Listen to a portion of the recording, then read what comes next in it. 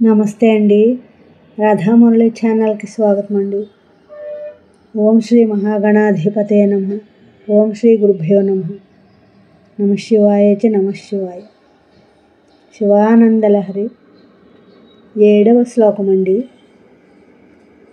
మనస్తే పాదాబ్జే నివసతు వచః స్తోత్రఫణితో करश्चाभ्यर्चायां श्रुतिरपि कथा कर्णनविधौ तव ध्याने बुद्धिः नयनयुगलं मूर्तिविभवे परग्रन्थान् कैर्वा परमशिवजाने परमतः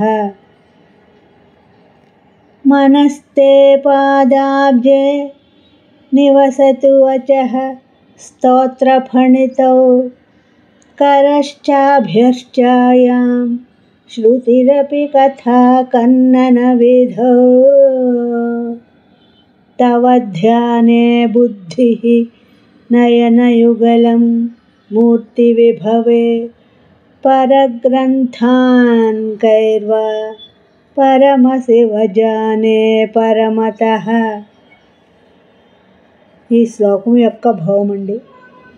ఓ పరమశివ, నా మనస్సు నీ పాద పద్మమునందు, వాక్కు నీ స్తోత్ర పఠనమునందు, చేతులు నీ పూజయందు, చెవులు నీ కథలను వినుటయందు, బుద్ధి నీ ధ్యానమునందు, కన్నులు నీ స్వరూపమును దర్శించుటయందు లగ్నమగుగాక.